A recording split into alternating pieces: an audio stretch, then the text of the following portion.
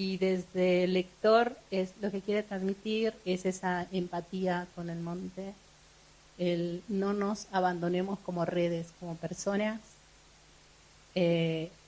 Cuando salimos a trabajar, que esperemos nos salgamos pronto, que nos consideremos iguales. Todos somos red, todos somos un micelio. Y eso es lo que trata de transmitir a través también de las voces que logró capturar de las personas con las que estuvo saliendo o con las que estuvimos.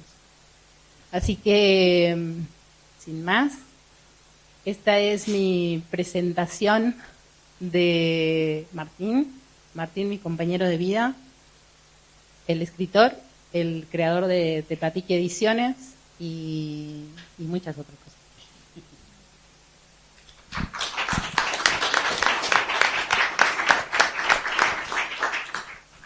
Gracias, buenas noches. Soy un escribidor, básicamente. Pero bueno, si hay una responsable de que el libro esté hoy publicado es ella, no lo iba a publicar. Pero dice Lili que había que publicar. Yo obedezco. Siempre. Ya estamos. Así que bueno, es una excusa el libro, ¿sí? Todo tiene vida, todo tiene alma, y esa conexión, esa empatía que decía Lili, es la que quiere transmitir, ¿sí? El monte en llamas, las voces del territorio, es el título. Y a través de las voces del territorio vamos a conocer ese territorio, esa naturaleza, esa pacha, en dónde estamos, dónde tenemos nuestros pies y cómo nos sentimos. Eso que describió ella recién, de cómo llegué esa primera vez, en el incendio del 2020, primera salida, sin equipo ni nada, fue así. Y yo soy un aprendiz, ¿sí? Entonces estoy aprendiendo a conocer todo. Y de que todo está vivo y que todos estamos en conexión también lo estoy aprendiendo y lo sigo aprendiendo. Esto es una forma de comunicarlo. Nada más. Es una forma. Es mi forma. Todos tienen formas distintas de comunicarlo. Me acuerdo que alguien dice por allí, no hay que literalizar todo. Todo es literalizar. Que bueno, yo literalizo todo. Después si se publica, no importa, pero yo lo literalizo. Otros cantan. Andrés canta. ¿Sí? Ceci hace videos. También está conectada con la astrología.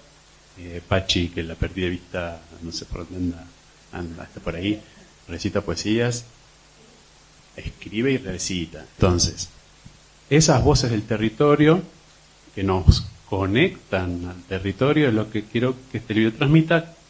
Esta noche es para eso, conocer esas voces a través de Andrés, a través de Pachi, a través del video, audio y video que hizo Ceci.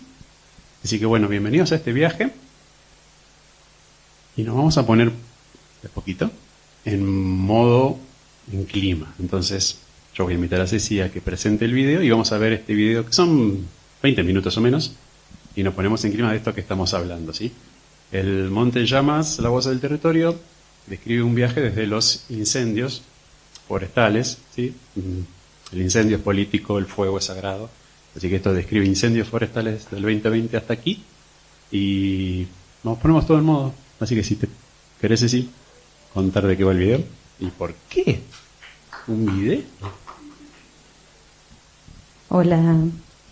Bueno, gracias. Mientras hablabas, hoy todo el día estuve pensando por qué había hecho ese video. Y justo es la Semana de la Memoria. Y la importancia de la memoria y la memoria compartida que no deja trauma. Cuando compartimos lo que nos pasó es más fácil que no quede un trauma, que no quede una herida. Yo terminé bastante traumada en el 2024 y apenas terminó el fuego me metí a editar las imágenes y no podía hacer otra cosa. Estuve 2 meses casi sin hablar con nadie editando estas imágenes. Es un video urgente, es desprolijo, es rough y no tiene preciosismos ni es algo urgente para mí hacerlo. No sabía si se iba a ver, si alguien lo iba a querer ver y quiero una imagen con esto de que somos red. El primer incendio que viví fue en el 2013 en el departamento Minas. Fue un rayo que prendió en Tosno y yo me subí a una piedra a mirar todos los atardeceres, un árbol enorme que se veía en la inmensidad. En el departamento Minas no se ven humanos, se ve monte, monte, monte, y había un árbol y el incendio estaba como en la misma línea del árbol. Yo no sabía si era ahí o era en otro lugar, y yo en ese momento pensé, este fuego, este rayo que cayó y que prendió fuego es lo mismo para mí que para el árbol. Y tuve un momento de iluminación en ese momento de comprensión de la unidad del monte y de mí. Así que el fuego me trajo eso y me siguió trayendo estas cosas y toda esta red hermosa de personas que somos en el monte. Así que gracias por esta invitación.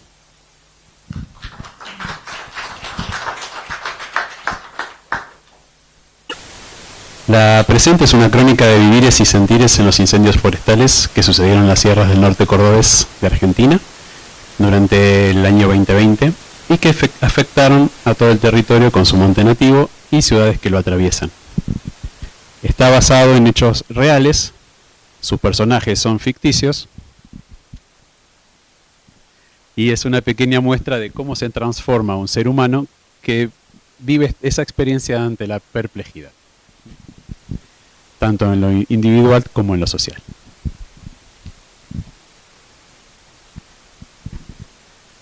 In memoriam, Cristóbal Varela Salas, actor, titiritero, ante todo un hombre de bien que lo dejó todo su vida para salvar el monte nativo. No nos olvidamos de Cristóbal.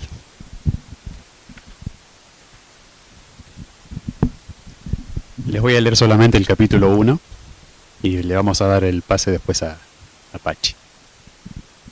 Miré hacia arriba, al cielo, girando la cabeza hacia atrás, al origen del sonido del avión hidrante que venía directo hacia mí con su carga de agua. Apenas pasó sobre mi cabeza, un zumbar como de enjambre de abejas empezó a hacerse nítido, envolvente, y decenas de miles de gotas de agua en caída rasante empezaron a impactar sobre las copas de los árboles, y también en mi sombrero. Entre la transpiración sobre mi frente colmando mis cejas y mi cara, junto a mi respiración profunda que exhalaba, percibí, tieso y en silencio, cómo se recibía esa lluvia durante los escasos 20 segundos que duró. Un instante después, estaba todo empapado. Me sentí más fresco que antes. En ese antes en que los tocones encendidos cayeran sobre las cabezas de todos nosotros, obligándonos a ponernos a cubierto. En el antes en que las rocas, rodando y hirviendo por el aire, les pegaran a los troncos de los árboles desde lo alto del barranco. Allí, en las curvas que hace el río Calabaluma remontando por el cauce hacia el dique Los Alazanes. Antes del agua, el fuego nos bautizaba. Después del agua, la lucha nos llamaba. En esa pausa de percepción, depuse las armas. El fuego también lo hizo. Y me supe vivo en medio de la vorágine. Y sonreí. Me saqué el sombrero, reverencié al fuego, di las gracias al piloto del avión hidrante porque era la primera vez en todo el día que le acertaba.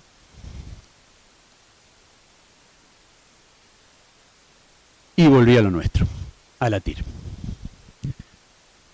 Después de eso, deshice el camino y llegué al ecorrefugio Serrano, una especie de campamento base donde recargamos los bidones de agua que uno a uno llevábamos caminando hasta donde se necesitaban, para recargar las mochilas hidrantes que muchos de los brigadistas autoconvocados portaban en sus espaldas. Los menos, no la mayoría. Los demás a puro bidón y chicotazo. ¿Qué lo que es? Chicotazo.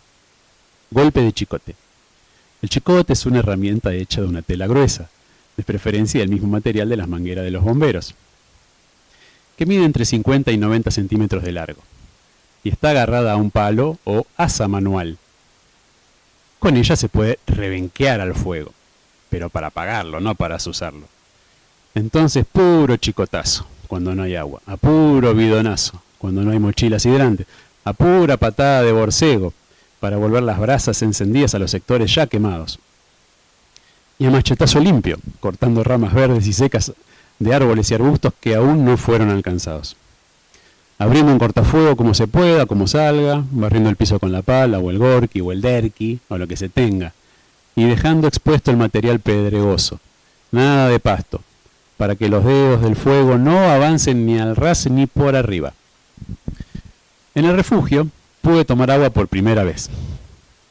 Estaba cansado y ni me había dado cuenta. Me senté. De mi mochila, que había dejado tirada por ahí apenas llegado, me armé un cigarrillo y convidé a otro que me pidió para el suyo.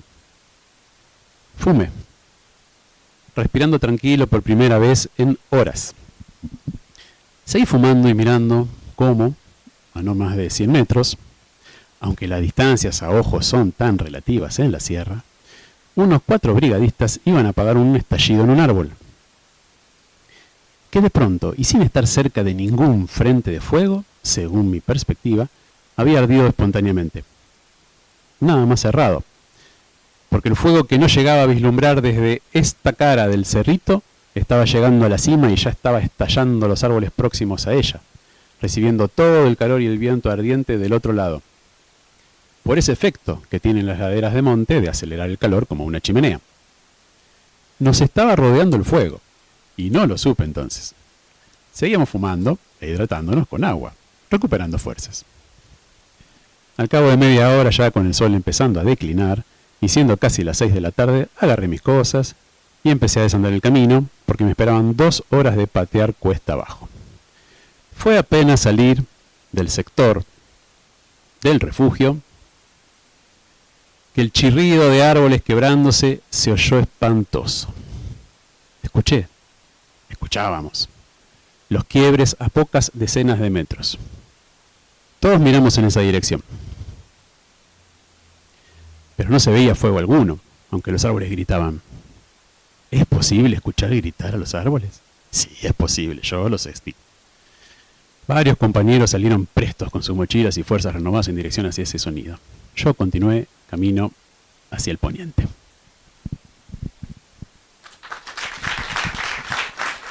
Pachi Franco.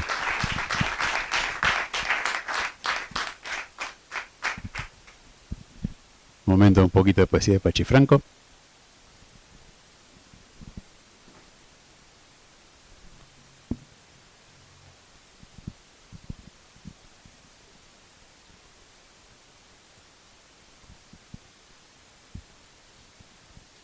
Bueno, buenas noches. Gracias a Martín por la invitación a compartir esto que es la palabra. Como vos lo dijiste, ¿no? Las voces del territorio, las voces de la tierra, y que se expresan de distintas maneras. Yo justo elegí para ahora una poesía que se llama Mujer de Lunas. Y Mujer de Lunas tiene una breve historia, porque hace más o menos estoy hablando de 18 años atrás casi, yo vivo ahí en el barrio del Faldeo, hace muchos años ya, y empezó el tema de la tierra, ¿no? El negociado inmobiliario. El municipio, que antes, bueno, ese lugar estaba como, nadie quería ir a vivir ahí a ese lugar del monte, en la naturaleza. En esos momentos hicimos, nosotros como organizados como asamblea en el barrio, que ya tiene 25 años la asamblea, todavía continúa, nos habían pasado de la municipalidad lista de terrenos que tenían 60 años de falta de pago de impuestos, 80, y nos dieron la posibilidad a muchos vecinos que ya vivíamos ahí, algunos muy precariamente, otros en carpa, así, de hacernos cargo de 5 años de impuestos y poder levantar nuestras casas, ¿no? Todo a través de una organización lo hicimos, pero bueno, vino después el tema que éramos usurpadores. Bueno, hubo todo un tema tremendo así, a lo cual había que poner cuerpo. Entonces la manera era, venían las máquinas que querían hacer veredas, en lo que hacer vereda en el Faldeo implica sacar monte nativo, porque la vereda es monte, ¿no? Y bueno, había que pararse, salir, venían las máquinas, y la manera de avisarnos era que en esos años todavía no había teléfono, no teníamos todos teléfono. salían los chicos más jóvenes del barrio con un tambor por las calles avisando y era alerta de que venían las máquinas, venía la policía. Bueno, fueron años, como yo digo, de lucha, ¿no? De poner cuerpo por el territorio. Y también quedó de ese momento un mito que en el faldeo no van a arreglar las calles, no se hace cargo nada del municipio porque supuestamente nosotros poníamos los niños delante de las máquinas o les tiramos piedras, somos los tirapiedras de la zona. Y el tema de los niños, haciendo esto también hacía la historia, en realidad nosotros no poníamos los niños, vivíamos madres ahí en el barrio llenos de niños, porque hay mucha población de niños ahí, y cuando venía la máquina salíamos todos, porque ellos estaban con nosotros. Y Mujer de Lunas tiene que ver con esto, ¿no? Para mí quedó como eso, el dolor del territorio, cuando venían y arrasaban y andaban. A mí me pasaba en la noche a veces que me quedaba despierta sintiendo eso. No lo podía identificar, no asociaba dolor tierra, dolor cuerpo, o como dice ahora el cuerpo territorio, ¿no? Y en cuanto a nosotras también como mujeres, ¿no? El dolor de la madre tierra ahí. Así que bueno, surge Mujer de Luna, que es lo que traje para compartir hoy.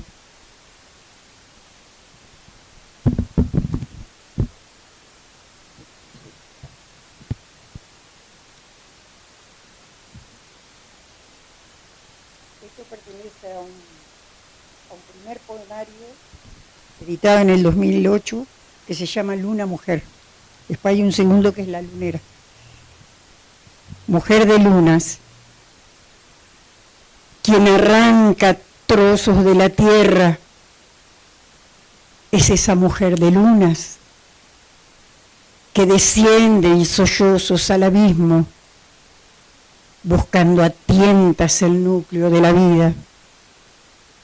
Solo eso busca, soles amarillos y redondos que giren y acaricien cálidamente los retoños de las flores que ella siembra mientras canta una canción con esperanzas. Sí, el sol, caliente, brillante, ese que descubre su cuerpo cuando baila y se quiebra, cuando se levanta y se entrega a la magia azul, al encuentro, pulsando una y otra vez el fuego, los universos, el viento, la lluvia, y esa locura que la toca, se escapa y se esconde detrás de los alelíes que aroman su puerta. El sol, solo eso busca con los ojos de los tiempos, con los brazos bien abiertos como alas de mariposa, cuando la noche la encuentra sobrevolando el cerro, envuelta en estrellas, despojada de palabras. ¿Quién es? ¿Quién es? Es esa mujer de los pájaros, es esa mujer naranjo, es esa mujer de miel y barro que se desgarra en un agudo grito de dolor en las raíces de los árboles que arrancan los habitantes de la noche cuando llegan a este monte de retamas, de talas, de algarrobos, de chañares. ¿Quién es? Es esa mujer de los pájaros, es esa mujer naranjo, es esa mujer de miel y barro que se desgarra en un agudo grito de dolor en las raíces de los árboles que arrancan los habitantes de la noche cuando llegan a este monte de retamas, de talas, de algarrobos, de chañares. ¿Quién es? ¿Quién es? Si esa mujer solo busca el sol, ese sol que brille, que ilumine, que entibie el alma y las manos de todos, para seguir acariciando la vida en el planeta, la vida en el planeta, la vida en el planeta.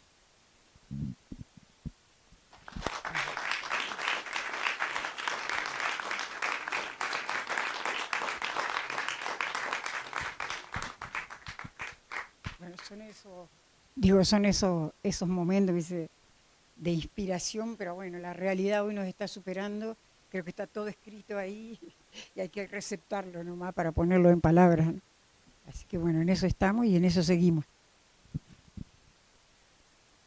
Pachi Franco.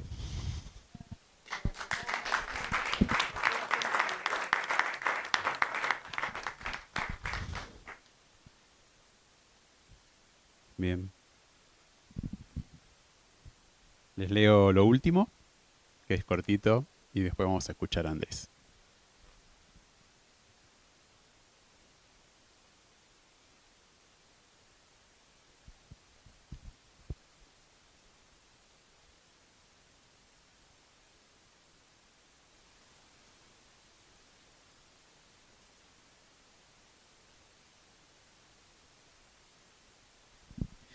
Capítulo 16.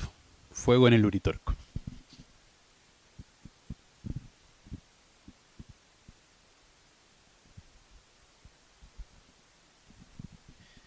Son las 11 de la noche.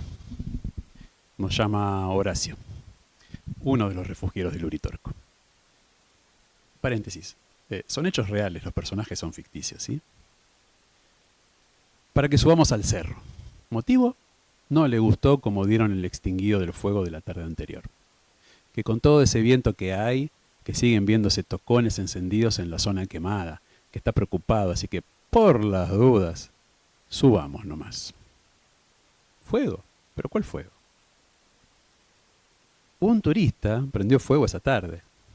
O esa es la deducción, para después subir un video en las redes sociales, mostrando cómo se encendía el cerro. Pero no avisó a bomberos, sino horas después, y con un relato confuso.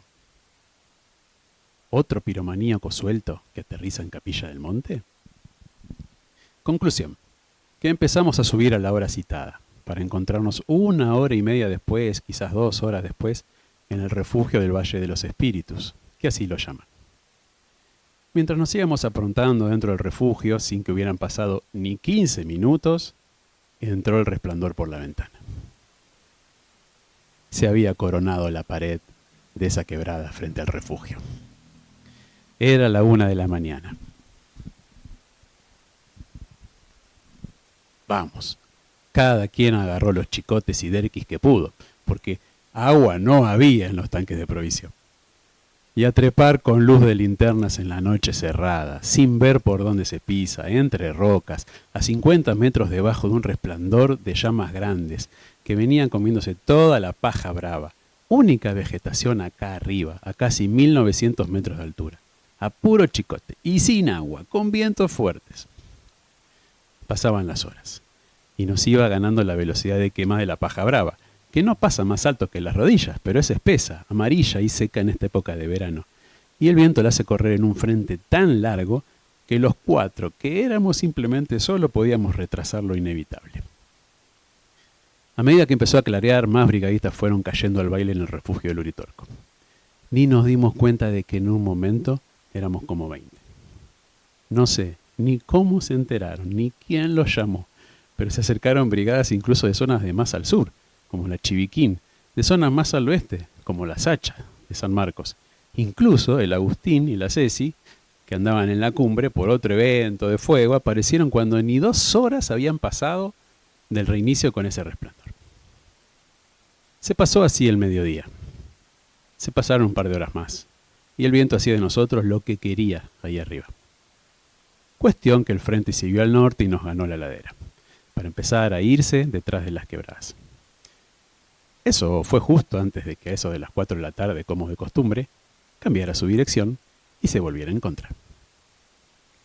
Nosotros ya estábamos replegándonos alrededor del refugio, que es una construcción alta sobre una piedra.